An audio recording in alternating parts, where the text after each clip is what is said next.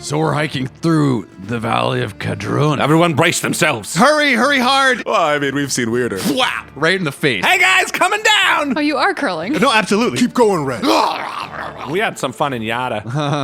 What if we combine tuna with pepper? Whatever metaphor works for you. The eye of the All-Father is hidden under the peaks of the spine. Natural 20. No way. No dice to be shamed today.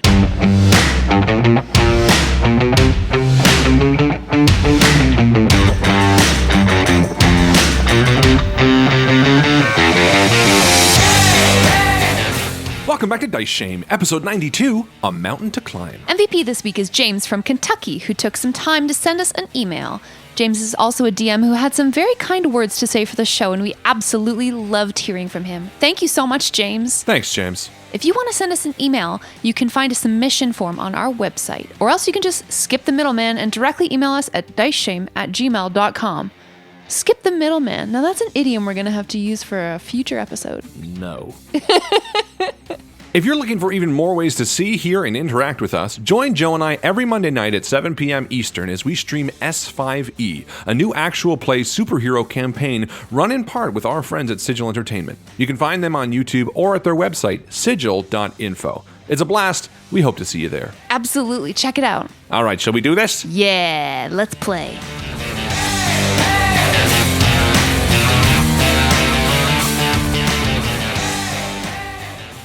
I am in no way taking for granted my youth, or what's left of it. I'll be 34 this year, but I'm kind of looking forward to being retired. Oh, yeah? I love my job, but think about having as much time to play D&D as we want. Oh, man. 9 to 5. New D&D job. I'm rolling 9 to 5. I feel that a lot because we had last week off, or I took it on vacation, but everything's locked down. So it's really like a staycation, stay at home kind of thing. So that, to me, that models retirement life in some level where it's like, yeah, okay, I'm at my house. This is just what normal is. So, okay, you get up. Maybe you go for What'd you a get walk up to? outside, go to a park or something. Did you play any games? I did. Just Civilization? Oh, such a good game. No, I didn't play Civ. I did run D&D on Friday. So it was good. There you go. So AD&D is Advanced Dungeons and Dragons, right? Yeah, we're not there yet, Alex. So would that be RD&D? Retired Dungeons and Dragons? Hey, advanced age, AA, D&D. No, but it's really interesting because our generation is so much more into this stuff than previous generations. And it's funny because I see a meme often where it's the Back to the Future scene with Michael J. Fox being like, you guys aren't ready for this, but your kids are going to love it. And it's like Gary Gygax talking to the generation with the D&D. Yeah. But it's interesting to think that, as we get older, the 60-plus-year-olds are going to be playing D&D. When you're 80, there might be D&D meetings around. Same with video games, too. Well, yeah. People aren't going to go to fucking bingo hall. They're going to go and play D&D. Way fewer shuffleboards. Yeah. For real. There's no Yeah. reason that I'm going to stop playing video games unless some physical ailment, well into my fucking 80s. So it's so interesting to think of LAN parties like, Yeah, man. guys, Star Citizen's finally out. Let's play. Virtual reality in nursing homes. Yeah. Absolutely. But now it's so funny because Yeah, the rare times that I have given VR to my parents or someone older, they're so disoriented. Blown away. blown away, disoriented. Oh, yeah. Even Dad has a tough time sort of trying to navigate what I would call like the simpler games. And that's totally fine. I get it. But we have so much more experience in that in practice, So 100%. as we get older, it's going to be really interesting to see what kind of games, will there be games catered to like older people, Of course there when you will. think about it in 20 years. Yeah, like the AAA titles are for like, Yeah. 70, 80-year-old plus. For real though. and like the advertisements, it's no longer going to be like exciting. It's going to be like great for Alzheimer's and like lets you pause to use the bathroom. It's all about who has the buying power, right? If when that demographic of us gets older and is it's the 60-year-olds who are buying all the video games, that's going to be who they market to. Yeah. Fuck yeah. Yeah. What are some of the games going to be like in those ages? I could just picture stuff like Slower pace. easily walking up the stairs. No, see, It's a fallacy to think that the games will be really different because it's the stuff you like Exactly. now. You're still just going to like that. Yeah, it's exactly. It's not not going to be. But Rob, that doesn't go with the funny joke part. Well, I think like the idea is now, because if you were catering to an older demographic that doesn't understand video games, then yes, that would be the joke, to be like, okay, well now we'll make a game for an 80-year-old person about something simple, because 80-year-old people right now haven't played these games. But for us, it's going to be the opposite. We're going to be like, no, we want to relive the adventure. It'll be like, well, it'll be Skyrim. Let's be real. Yeah, it's it's going to be Skyrim. It's going to be the 13th remaster of Skyrim. No more Elder Scrolls games. But you know, this is interesting because it's Elder Scroll for elders. The Elder's Scroll. Oh, nice. It's a joke right there. When I was a music therapist working in nursing homes, there's like playing old songs from back in the day is a thing to do. Play the theme from Morrowind. Yeah. Play a Zelda medley. That's great. Justin, do you remember when you go to the Doku Palace in the sands of time? man. Could you please play that track? So true, though, Bolero. Justin. I hear exactly what you're saying. All right, everybody pull out your ocarinas. Let's play this. The conversations shit. are like, oh, you used to multi-class. Me too. I was a blade singer. It's fucking funny. Yeah, it's Whap, That's whap, awesome. whap. We're gonna be into that. Yeah. That's what it's gonna be. All right, G2G. Well, that's more our generation. G2G, Gladys. What do you say when you have to... Everybody's names are gonna be old again though. When you turn 75, you get a AFK, Mabel, AFK. You get an old person name, you graduate. Everybody having to repick their handle at age 65. You get your new gamer handle when you go to the old Right. folks' home. We're all going to for the. good night at Edna. Are there nursing homes in D&D, do you guys think? I mean, we have like There will be old soon. Look, I've NPCs. already got an orphanage. I don't think adventure- And the baker's going to start an old We've folks' home already got anytime an now. orphanage, Jack. You have to establish the precedent of there being homes to care I don't think Right. people live that long. No, think certainly adventure not is in fine. our game. Don't be friends with Jack. Speaking of which, let's play some D&D! Hey. So you're leaving Mirabar. It's the morning of the 25th of Uktor, getting late in the year. So even though it's hot outside right now, everyone imagine freezing cold, snow on the ground, mountains in the distance. And you leave the city gates of Mirabar out into this cold weather. Crunching snow beneath our feet. Absolutely crunching snow. It's okay, little guy. And Red just like puts Shale on the bum as he's up against my fur. And again, he's so attached to me that it's, I have a little bump between sort of, above my stomach that I do keep him close, but he doesn't really impede my travel too much. And you hear some gusts of wind, and a little creature lights on your shoulder, and Jackson starts like sniffing down and is really curious about Shale. No, Jackson, this is your brother Shale. It's okay. And like show his little face, and then the eyes towards Jackson, and I'm like, no. Like cover the eyes. Flies away, hides in my pack. Anyway, how far is it supposed to be to the spine of the world, Jack? To the spine of the world itself is a bit of a trek here. We're sort of just at the bottom of it, but hopefully we're going to find this giant friend of ours pretty soon. Where's Harshnag? Jack's wearing cold weather gear, and he's got some matching, like a little jacket made for Kieran in his golden retriever form, and like some kind of cute cap. I'm not sure how effective it is, but it definitely looks cute as hell. Adorable. Got little snow boots for his Absolutely. paws. Oh God.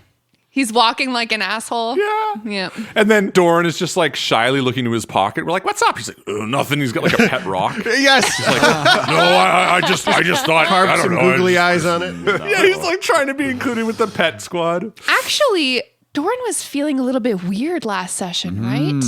I remember there was a little bit of strangeness going on. Doran is still struggling with his own guilt and the decisions that he's considering in his head to involve his friends in kind of what's happened and what came up at Jalanthar. Yeah. But Doran he's got his hood up and he's tying his straps and everything tight to keep the cold out. And so, I guess we're hiking into the mountains. One of my favorite places to be.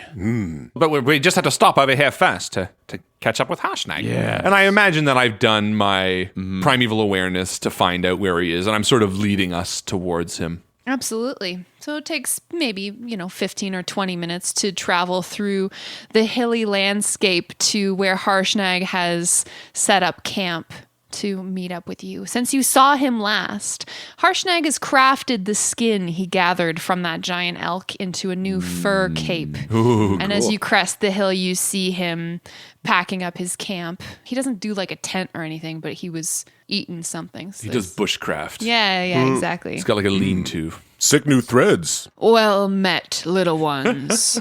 Are you ready to seek answers from the All-Father? Yes, we are, and nice to see you, friend. Was your travel up here pretty good? Yes. I was met with fortune. I killed a pair of stone giants 2 days hence. Yeah. Their evil will grieve Faerun no longer. Doran kind of puts a fist in the air. We haven't killed any giants in a while, actually. Well, welcome back to the general arc of the story. Oh, yeah. Thanks, Harshnag. We had some fun in Yada. Good to be here. The season is late, and we will have to cross into the mountains to find the eye. The cold will surely kill you if you're not prepared for the journey. Well, we all have cold weather clothing, and I'm glad we did, because it is frigid out here. oh, yeah. I was assuming Harshnag is speaking giant.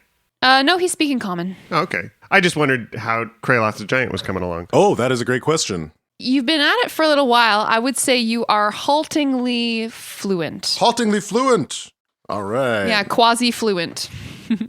Now we have a new one to teach. Red gestures to his chest. He's trying to teach Shale common.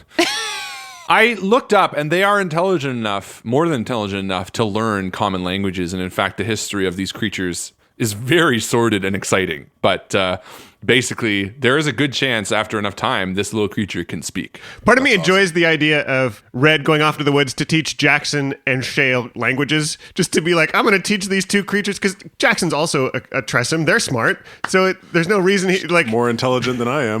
Yeah. And Kraloth. Yeah. teach these animals to talk. awesome. Find them. Absolutely. No, it's really exciting. Apparently, they can learn Terran as well as deep speech, and they have their own language, which leads me to believe that if they can learn languages and they have the ability to communicate, why wouldn't they be able to learn other languages? No different than Justin learning Giant. Deep speech is like gross common. That's what I isn't it? mean. Like, Well, Kraloth learned giant. Justin still is not even haltingly fluent.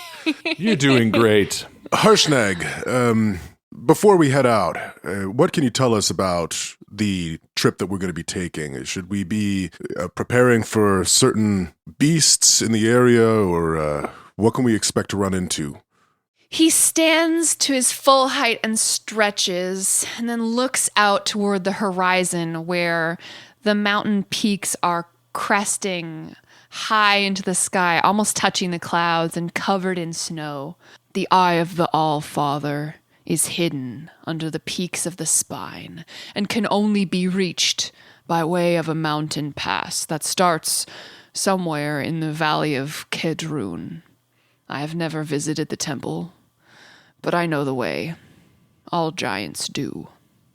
Well, lead the way, big guy. I think we're all on board. So we're hiking through the Valley of Kadrun. That's right. Have you been here? Never have I been here. But he was a legendary dwarf, and he used his axe to carve out the homeland for the dwarves of the north here, to protect everyone from wolves, orcs, and goblins, and the likes. Maybe we'll come across something that will remind us of what he did up here. Incredible.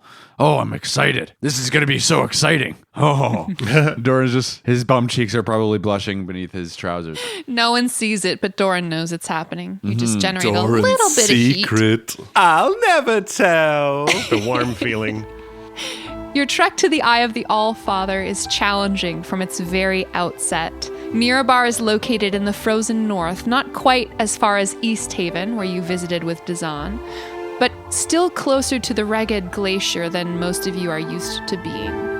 The land around Mirabar has been clearly mired in the grasp of winter for some time already. The hilly countryside is home to few signs of life. The wind is sharp and biting, and before long you're trudging through blowing snow, thick clods of it icing over your boots.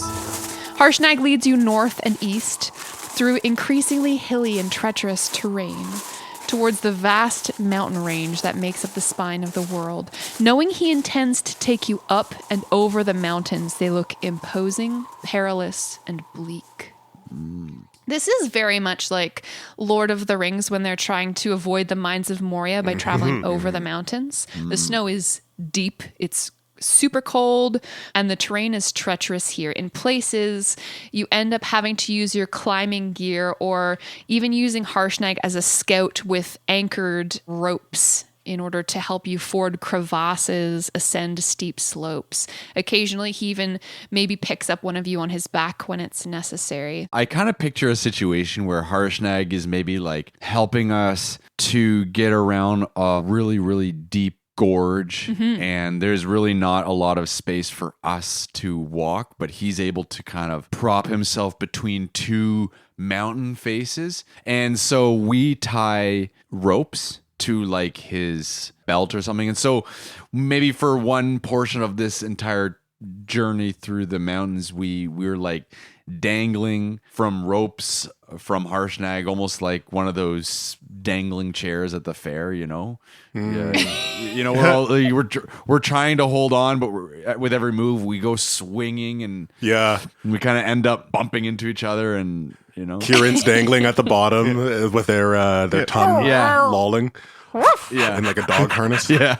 I think Red, during the quiet moments, is again feeding Shale in his little chest, little pieces of beef jerky, and he's like, Kraloth, he liked that one. And Kraloth is like bending down next to him, trying different things. Like offering different. Okay, what if we combine rosemary with tuna? What if we combine? No. He didn't like the. He didn't like the tuna. What? Not the tuna. He didn't like the tuna. Okay. He did like the pepper though. How did I get this tuna? Well, we got it from a lake over there. Oh yeah. Okay, little Shale. Lake tuna.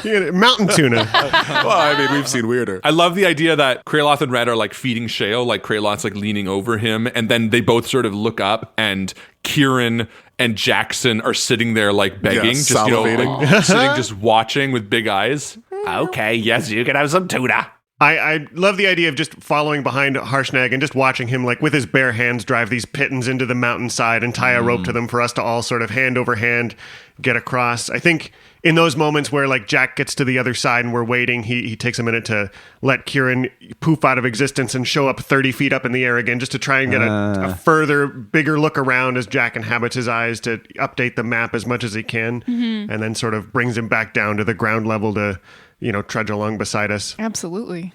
And there is one night where we do find a big pile of snow that's kind of collected in one spot between two cliff faces. And Harshnag tests the snow, the density of it, and then he begins clawing out a hole into it. And then in very little time, he manages to claw out a bit of a shelter within the snow. Oh, that's and cool. That's where he we digs camp like out a for the cave night. for you guys. Yeah.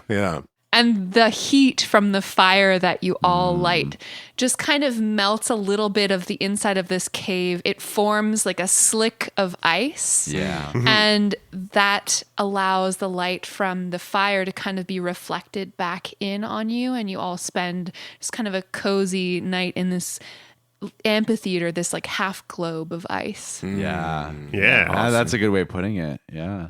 So it sounds like a pretty relaxing journey so far. I mean, yeah, I'm sure it's just going to No be fine. issues. Some of the mountain slopes are dotted with snow-covered evergreens. Some are steep and barren rock faces. The sun rises and sets on your party, steadily making its way higher into the mountains, north and east, except where the terrain forces you to retrace your steps to try to find a more forgiving route. It's day 4. You're traveling through these mountains still. And you're making fairly good progress, Harshnag assures you, when you begin to hear some cracks forming in the snow around your feet. Uh-oh. The ground feels hollow underfoot, and you hear a slight gwumping sound as you walk. Gwumping. Gwump. I know that. Can I do a perception? Yes, you absolutely can. I mean, I always have a 20, so I'll just say 20. Or should I roll, maybe? Natural 20. No way. No dice to be ashamed today.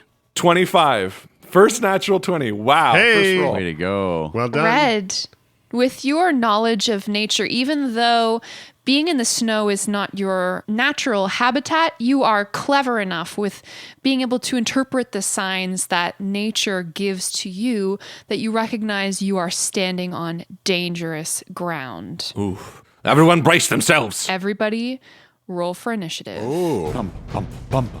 Dun, dun, dun, dun.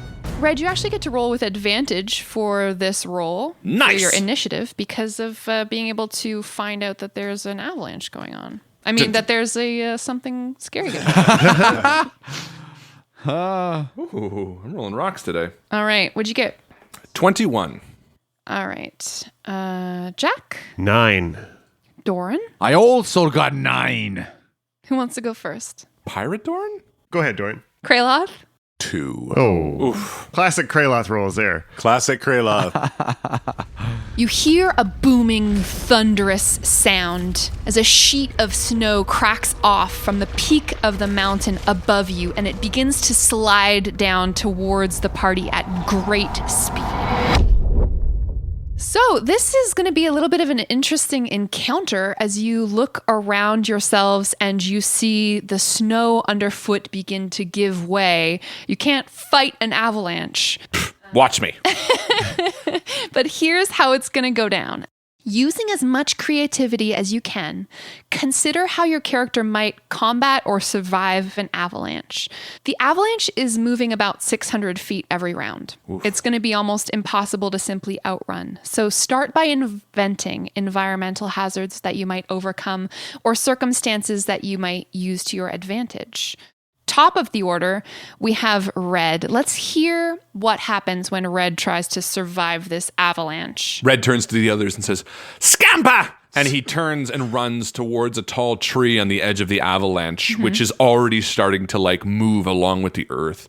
He starts climbing it as it slowly begins to bend with the weight of the snow.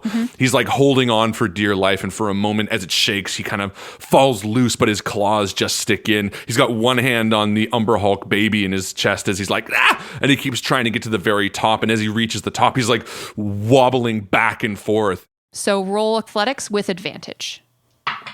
Natural 20. Wow. Is Unbelievable. that your same dice? Gives me a 19. Yeah. Excellent. So yes, Red, it happens exactly as you describe. You run to this tree. It's like one of the taller ones in the area, and you just scamper up and cling onto it for dear life. I feel like as it's wobbling, I'm like, guys, don't climb a tree. It's Harshnag's turn.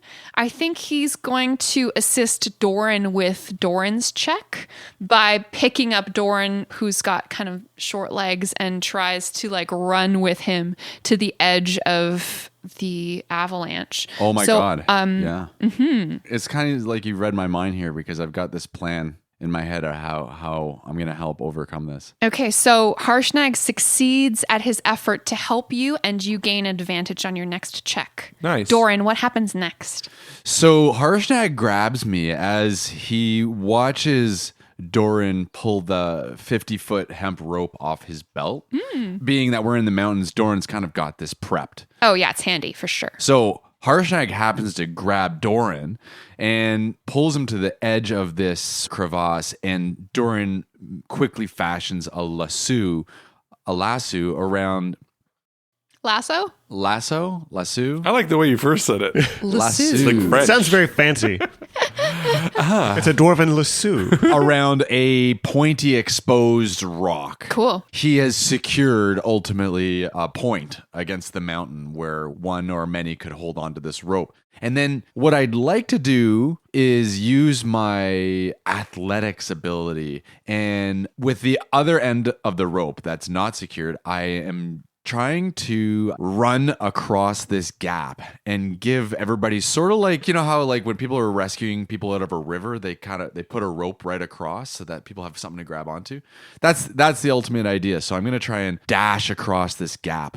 I'm picturing the intent is to sort of like have a rope that's like a net. So if people Yes. like get swept up in the avalanche. snow There's this fence. rope they might. They can hold on to this rope. Yeah. Yeah, and Like a you've rope got bridge. Doran and a rock, and hopefully Doran's going to hold on to that rope, and the rope won't You're break. between and- a rock and a Doran. Great. I love it. So with Harshnag's help, you can roll athletics with advantage. That gives me a 17. No, you fail, Doran. Oh shit! Yeah, unfortunately, Holy moly, you that's fail. that's a tough one. Okay. Yes. So you manage to get the rope around this first rock, but as you start running to the next tether point, you have misjudged the speed of this landslide and you are caught up in the snow. But I'm holding onto the rope, right? Yeah, so you're like Yes. swinging down the mountain while holding onto the rope, and it's like still tethered. Maybe you go over an edge Skiing. even. I'm like, So this is your first failure, which I've just marked down, and I've rolled. I'm sorry to let you all down. It's all good, Doran. You're going to be okay. Nothing untoward happens to Doran this time, so Yet. you're okay.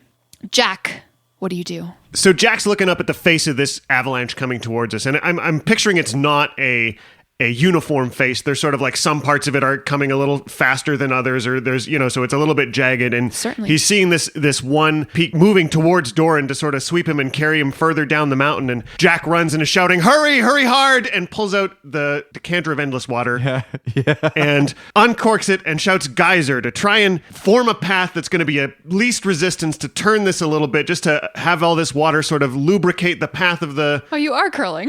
no, absolutely. I'm trying to sweep the ground to make a really clear path for this that turns the leading edge of this like spike of the glacier just a little bit further away from Doran. So he's like running down the mountain. He's got Kieran sort of running at his heels, and he's trying to catch up to Doran and blast the first edge of this avalanche just to give Doran a little bit of time to catch up. For sure. So you're using something that you have at your disposal to benefit you, which gives you advantage. Cool. And what skill check are you arguing to roll? There might be a play for knowledge nature, as knowing the physics of how all of this is going to play out would be a part of forming this plan. Yeah, I would argue definitely for either nature or perception, whichever you prefer. I definitely prefer nature. Yeah. All right. So 19. Beautiful. Yes. Hey, there we go. Hey, all right. So Jack uses his action and his bonus action to say the word and point the geyser and blast the front end of this avalanche, trying to steer the whole peak away from Doran a little bit as he's running full tilt, using all of his brain power to calculate the right angle to smooth this away. Curling is a mental game after all. It certainly is. So the course of this avalanche momentarily diverts itself, and while Doran has a moment to struggle to his feet after his abject failure, this crushing course of snow rumbles off to the side, and Doran has a second to catch his breath and figure out what he's going to do next. Meanwhile, Kraloth. Kraloth is going to turn and see the rumbling and falling wall of snow that's coming towards them. And he sees his party take off, and he has a moment of resolve and begins to run himself. And he's running along, dodging boulders and bits of snow as he's going, and he's trying to get as much momentum as possible. And then when he gets to a certain point, maybe there's a little bit of a crevice in the ground. Mm-hmm. He jumps over it, and while he's in the air, moving, at a good clip, he's going to pull the cord that is hanging from the front of his shoulder. And Cool. this Nice.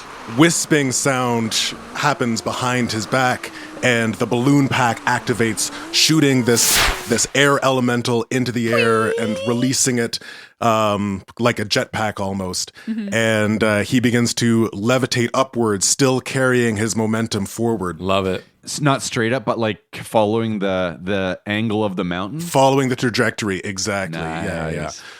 Cool.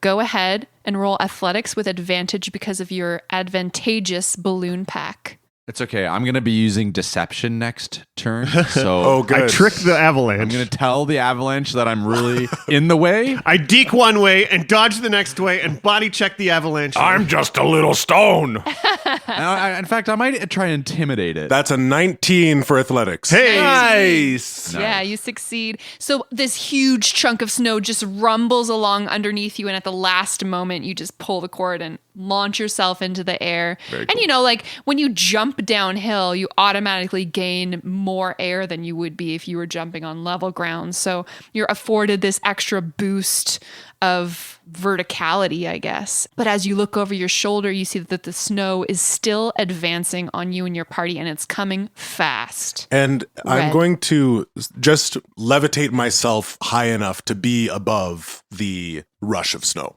You're still going to be in danger and have to overcome stuff. Do you know what I For mean? now. But my kind of thinking is that I want to like get out of the danger, which I should be able to with my balloon pack because I can levitate upwards of 60 feet. It's not about actually putting yourself out of danger because Red could just run away, It's right? a skill check scene, really. Right. Yes. Picture it as clocks. There's a certain number of we need to succeed, and there's a certain number of failures that lead to a bad outcome, and we're Right. Okay. watching cool. them tick up. Got it. How is that a clock? I don't get that. I didn't get it either. Is there a game called Clocks? I don't know. It Makes sense to Rob. Makes sense. It's yeah. Just a Think of it like clocks. Red, Okay. it's your turn. I want to hear more about that after, though. Clocks, yeah. Is it a game that you reference? What like lots of games use like countdown clocks for things, and so the number of things fill the bar, and if it ticks up full, you're I don't know. I'm just using as tally, like a but pie. Tally, clock yeah, works. yeah. Just whatever metaphor So works. for Red, you. from your perch at the Yeah. top of this tree that's bending, you watch as Harshnag picks up Doran, who's trying to tie a rope frantically, and Jack is spurting water all over the mountainside, and then Kraylot takes off into the air. You hear the air elemental activate. What do you do next? The tree begins to break with the weight of the snow, and it begins to fall over, but across the falling avalanche. Red's like, hold on, little buddy! And he's beginning to fall with the tree, and it lands on the avalanche, and Red stands up as it immediately starts spinning. All the branches break off, and it's like a rolling log along with the avalanche. And he's like, ah, ah! And he's like moving his footwork so fast with the turning tree as it's like sliding and careening back and forth, barreling down the mountain. Perfect. Smoke starts to rise off his feet. Can I roll Moving dexterity? So fast. You can roll acrobatics. The log driver's waltz makes you. Yeah. And because I ignore difficult terrain, can I have advantage with all the branches that are breaking off around me? Oh, yeah, absolutely. So as the snow is just churning underfoot and the branches are snapping off of this log, you try to keep your feet. Roll acrobatics for me with advantage. I picture like the little branches breaking off and immediately like just turning into perfect size arrow shafts and landing in your He's quill. grabbing them out of the air. That would be my third natural 20. No way! My Wow. God. Do you have like The a first one negative- was on the other die, and the five other on two that? were on the other two, where I was on a different die. So that's my third natural 20. This time it's 23, my total. Excellent.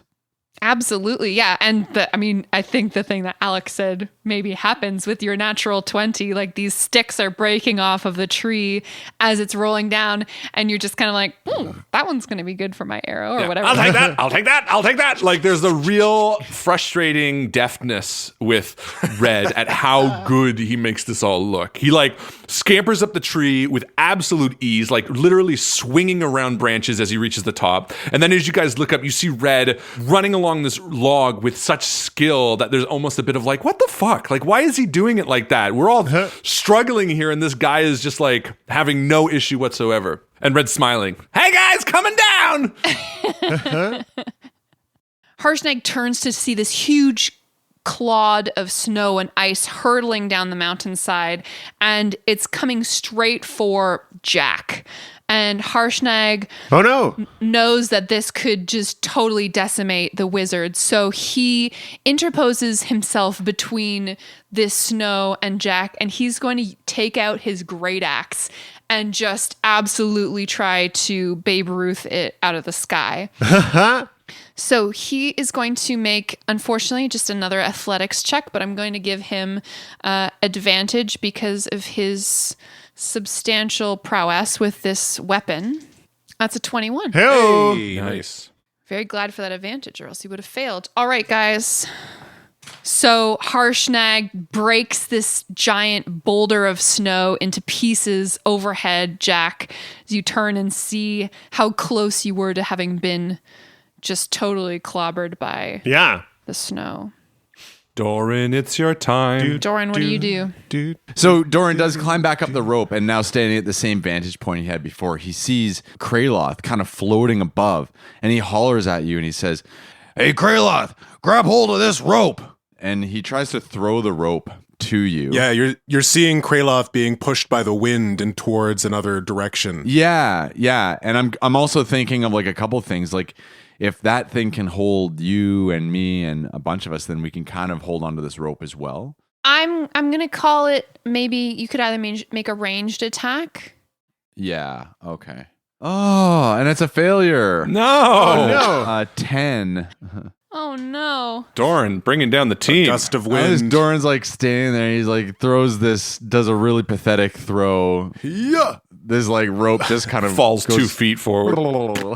floppy. And Doran, while you have your back turned to the avalanche and you are focusing on assisting Kraloth, you get absolutely clobbered by a flying chunk of ice. No. You fall prone and you suffer 10 bludgeoning damage. As the snow continues sliding towards you at this intense, terrifying speed. Jack, it's your turn. Yeah, Jack sees Doran get clobbered by this ice and starts running towards him. Noting how proficient our giant friend turned in the way, Jack pulls out the Spellguard sphere and starts growing as he's running and saying the words until he's giant ape-sized. And he gets to Doran, pulling out a tent from his backpack to try and scoop Doran up and like toss him out of the way of the next chunk of Very ice. cool. Yeah. Oh, nice. I love that. That's great. How do we feel about athletics for my giant ape? I'm good with that. Let's do it. Do I get any advantage for being huge? Yeah, and for using a cool tent. Nice. Yeah. I had a Why tent. do you guys but have tents? it's been strapped to my back the whole time. Why are we carrying a tent around with us? Speaking of tent, I looked out the window and we had a tent set up in the backyard and it was in the pool, like upside down, all filled with water. And then I was actually going to tell you guys when I came back up. So I ran down to pull it out. And then, when you're like really tired and upset and you're trying to do something and then you get hurt. We were talking about it like 2 weeks ago. Oh, no. Yeah. Yeah, I'm like trying to pull this tent out and the freaking Did you say tent- come off? Fuck on? No, yeah. Fuck on. And the tent, Come off. pole was like stuck behind the.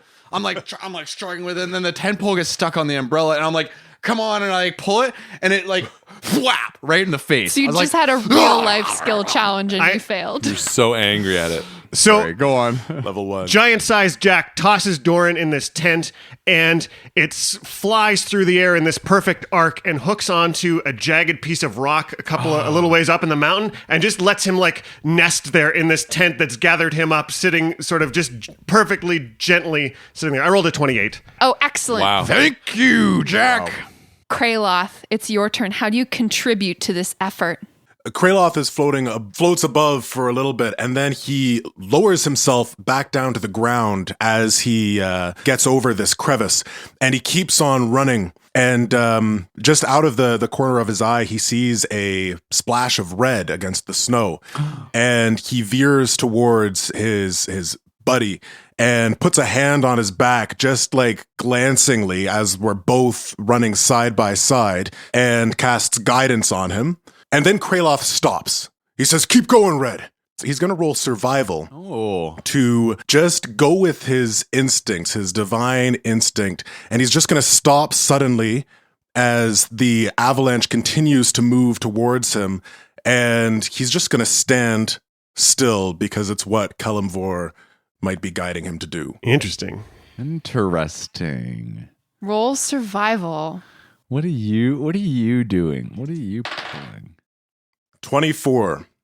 As you stand steadfast, Kraloth, a stone that you didn't previously see provides you perfect cover from the next wave of snow that if you had continued running, you would have been swept up in. But given this divine sense of survival, you succeed in sheltering from this wave of snow, and the avalanche passes by. So congratulations, you have survived this avalanche Hey, together as a team. and just working together, whether you're suspended in the air or suspended in a tent hanging over a gorge or running with your feet on a tree trunk, skedaddling down the mountainside together, you all manage to get away from this. All right. I love this picture of us all climbing up to wherever Doran's hanging from the rock and just watching the avalanche go by beneath us for a minute till things settle down. Absolutely. Yeah, I like that. Yeah. Holding onto that rope as maybe even just for a bit of guidance, not even any. Well, to help somebody else climb up, they can. Just tell me the rope is used, okay? Just tell me that I did something it. good. You used the rope, Alex. Congratulations. Yes. Good job, everyone. Did you guys see me? I was fucking log rolling.